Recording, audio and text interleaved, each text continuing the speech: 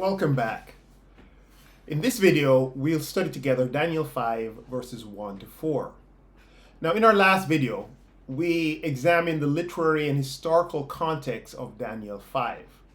And we saw that the historical background of Daniel 5 is that the events narrated in this chapter take place in the context of the city of Babylon being surrounded by the Medo-Persian army under the command of a general of Cyrus the Great. The Persians had already defeated Nabonidus, the father of the co-king of Babylon, Belshazzar, in a couple of battles just 50 or so miles north of the city of Babylon. And Nabonidus had fled, abandoning the city and its defense to his son, Belshazzar. And so the city is besieged by the enemy Persian troops, and defeat is certain as the events in Daniel 5 begin to unfold. So this is the context in which Daniel 5 takes place, and we're going to start by reading the text. In Daniel 5 verse 1, we read, King Belshazzar gave a great banquet for 1,000 of his nobles and drank wine with them. While Belshazzar was drinking his wine, he gave orders to bring in the gold and silver goblets that Nebuchadnezzar, his father, had taken from the temple in Jerusalem, so the king and his nobles, his wives and his concubines, might drink from them. So they brought in the gold goblets that had been taken from the temple of God in Jerusalem, and the king and his nobles, his wives and his concubines drank from them. As they drank the wine, they praised the gods of gold and silver, of bronze, iron, wood, and stone. So Belshazzar, as the city is besieged, he's throwing a grand old party, and he's got his nobles, his wives, his concubines with him, and the idea comes into his head: bring in the vessels from the temple of the god in Jerusalem, and let's drink from them. And whilst they're drinking, they're praising the false Babylonian gods or idols. Now, when the passage says that he drinks with 1,000 of his nobles, I think we're to understand that 1,000 as a round number and as a hyperbolic statement. In other words, there's a little bit of exaggeration here. 1,000 is a big number, like I guess we'd say 1,000,000. I think the point is that there were a lot of people, a lot of his nobles that were gathered for this feast. Now, interestingly, we're told that it is while Belshazzar was drinking the wine, he calls for the vessels. Now, that drinking his wine, literally in the Aramaic, is something like when he tasted the wine. And it would have the nuance or the sense of when he came under the command or the influence of the wine. And so it seems that the king, maybe a little tipsy, a little intoxicated, a little having lost his senses, is quite emboldened by the alcohol and decides, let's drink from the temple cups that they would use to worship the Jewish God. Now, some suggest that the presence of wine and women, the wives and the concubines, suggests a drunken orgy. So, for instance, we read in Joe Sprinkle's commentary on Daniel, he says it was sometimes a practice subsequently in the Near East to bring in the concubines and wedded wives to sit by the men after the giving of a great banquet, though in more modest societies, men and women were kept separate at banquets. Where wives and concubines sat with their husbands at banquets, this could be the occasion of sexual orgies. And he cites as his source Herodotus's histories. Now, that is one view. And notice he says that that was something that happened subsequently, so he can't really say that that was happening at the time of the Babylonian, the capture of the city of Babylon. There's a contrary view expressed by Buster and Walton. They make the point that the Aramaic word that is commonly rendered in English translations as concubine is actually a mistranslation, and that the Akkadian term is well attested to mean or describe a group of female administrators within the palace. And so the term, in their mind, does not contain the sexual connotations of the term concubine that word has in English. And so they say that the list of persons at the banquet represented simply members of prestige in the palace, both male and female, who enjoy the banquet on Babylon's last night. Well, in any event, one thing is certain, Greek historians Herodotus and Xenophon both report that a banquet involving all-night drinking and merrymaking was in progress on the night Babylon fell, October 12, 539. So we don't know how wild the party got, but we do know that there was a banquet that involved drinking and merrymaking at the time that the city fell. So according to the Greek historian Xenophon, and his dates are somewhere around 434 to 355 BC, so much later than 539. So you have to account for that in your crediting the authority of his source. But he tells us that the city was invaded while the Babylonians were feasting in a time of drunken revelry, and that agrees with the account that we have in Daniel 5, and it's also corroborated by another Greek historian, Herodotus, who also related that a festival was in progress. In fact, Xenophon cited the festival as the reason that the Persians chose to attack Babylon on that particular night. Buster and Walton write, the Greek sources also indicate that a feast was in progress on the night that Babylon fell. Herodotus describes a banquet on the night that Babylon was defeated. He further notes that it was due to their revelry that Persians were able to enter the city while the Babylonians remained unaware. Xenophon writes similarly that it was due to their drinking round a blazing fire that the Persians were able to enter the city unobserved. Furthermore, once they had entered, that many of the people mistook the members of the Persian army for fellow revelers. So it seems fellow revelers attending the feast. So it seems like they had quite a party going on. So much so that the Persians were able to take advantage of that in invading the city. Paul Tanner also reports that both Herodotus and Xenophon report that the capture of Babylon was partly aided by the fact that the Babylonians were celebrating a festival when the citizens drank and made merry the whole night long, so says Xenophon. So the idea of a banquet for 1,000 nobles is no exaggeration at all. This particular banquet would have taken place on October 12, 539 BC.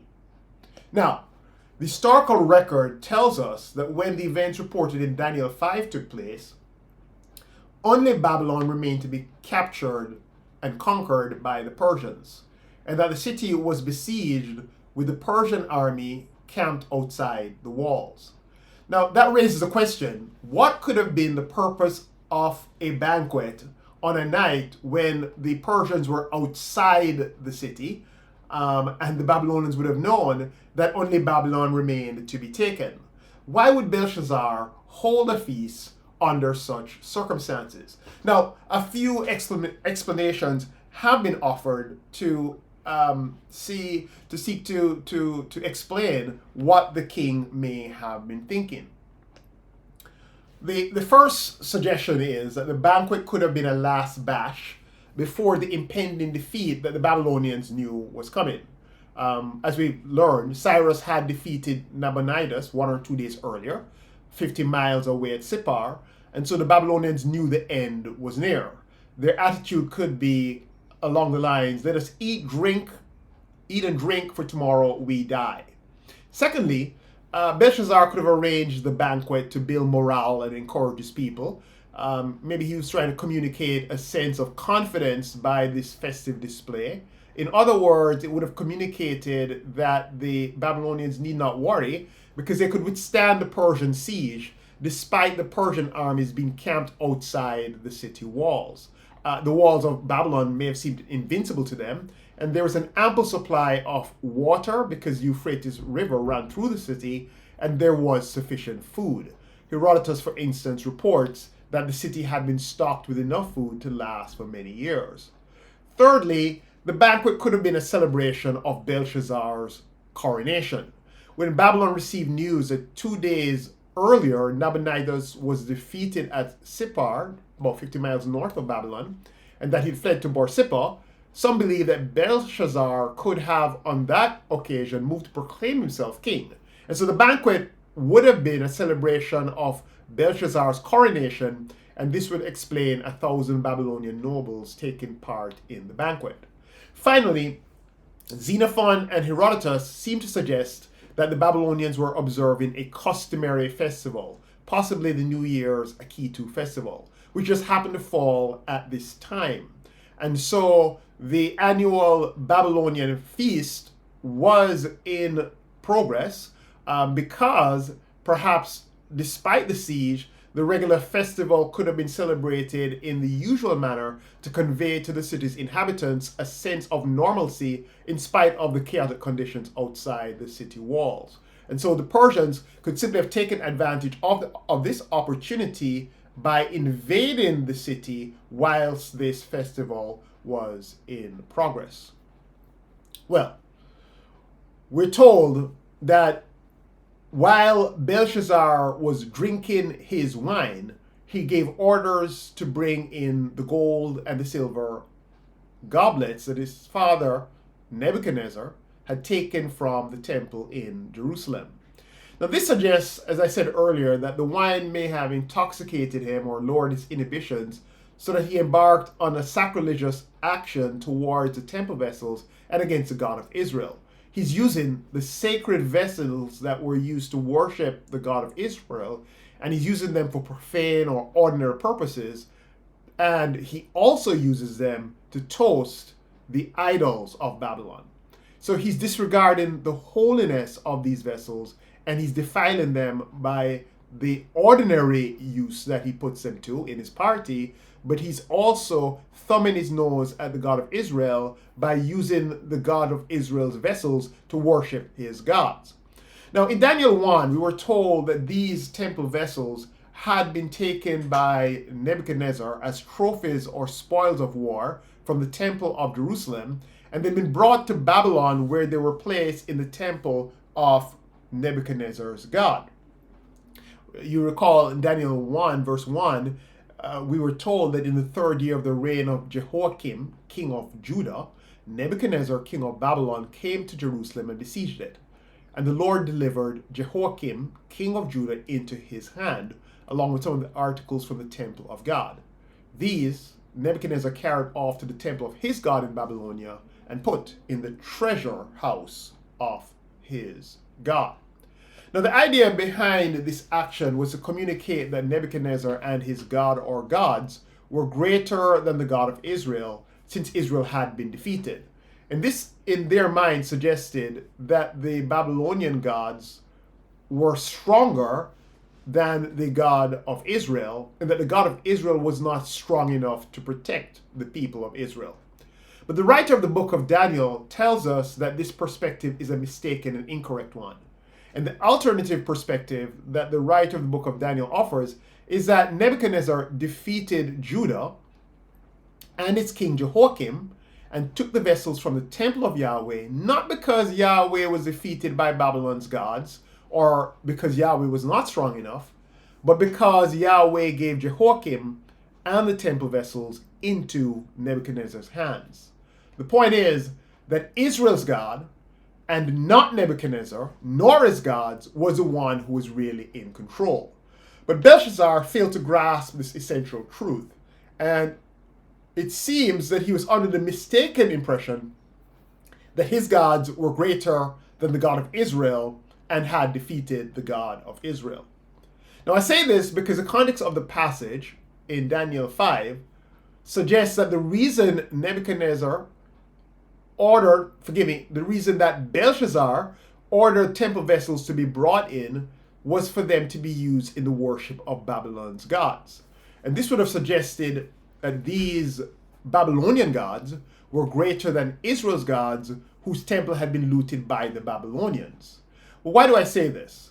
I say it because it meant that Israel's God, singular, was not strong enough to prevent this from happening, his temple vessels being looted, and he was not strong enough to prevent it in the mind of the Babylonians, because the Babylonians were backed by their gods, who, in their thinking, were stronger than Israel's God. Well, Daniel 5:3-4 tells us that they brought in the gold goblets that had been taken from the temple of God in Jerusalem, and the king and his nobles, his wives and his concubines drank from them, and that as they drank the wine, they praised the gods of gold and silver, of bronze, iron, wood, and stone. Now notice that the goblets of gold and silver are being used to praise the gods of gold and silver, of bronze, of iron, of wood, and of stone. And the point of the writer is that the substance of these gods, all that they consisted of, was of gold and silver and iron and wood and bronze and stone. And so the gold and silver goblets that were to worship the true and the living God are being used to worship gods of the same gold and silver material and of even inferior materials. So the Babylonians are worshiping created things rather than the Creator, and they're exchanging the glory of God for shameful idolatry. I have in mind here Romans 1 verses 18 and following. Now, Belshazzar and his nobles therefore desecrate the holy objects of Israel's God in an effort to demonstrate the superiority of the gods of Babylon over the gods of other nations. What Belshazzar really is doing is he's thumbing his nose at the Persians, and he's saying to them, we're not afraid of you, because just as our gods defeated foreign nations and gods like Israel and its God, we can and will defeat you and your gods. He was also perhaps honoring Babylon's gods by making an act of supplication for their help. But his actions could also reflect a drunken effort to boost his own self-confidence and the confidence of his people in the face of an existential threat outside the city's walls. Belshazzar's banquet was sheer bravado, the last fling of a terrified ruler unsuccessfully attempting to drown his fears. So says Joyce Baldwin. Now, drinking from the temple vessels of Yahweh was therefore an act of propaganda. Belshazzar was assuring his subjects that the gods of Babylon and Belshazzar as their earthly representative together were capable of protecting the people of Babylon. But this was all bluster and ignorance. The temple vessels were in Babylon because God, in his sovereignty, gave Nebuchadnezzar victory over God's people. Just as Yahweh would that very night give Cyrus and the Persians victory over the Babylonians, as the prophet Isaiah had prophesied in Isaiah 44 and 45, and even as Daniel had prophesied in Belshazzar's third year in Daniel 8. But even more than bluster and ignorance, verses 22-23 tell us that Belshazzar's actions were a deliberate act of defiance against Yahweh. There, Daniel says to him, "But you, Belshazzar, Nebuchadnezzar's son, have not humbled yourself, though you knew all this." That is how God had humbled Nebuchadnezzar. "Instead, you have set yourself up against the Lord of heaven." He's saying that he is defying God. "You had the goblets from his temple brought to you, and you and your nobles, your wives, and your concubines drank wine from them. You praised the gods of silver and gold, of bronze, iron, wood, and stone, which cannot see or hear or understand. But you did not honor the God who holds in his hand your life and all your ways." In verse 5, we will see how Yahweh responds to this foolish act of proud defiance from an upstart king. And in our next video, we will therefore be studying Daniel chapter 5, verses 5-9. I look forward to seeing you then.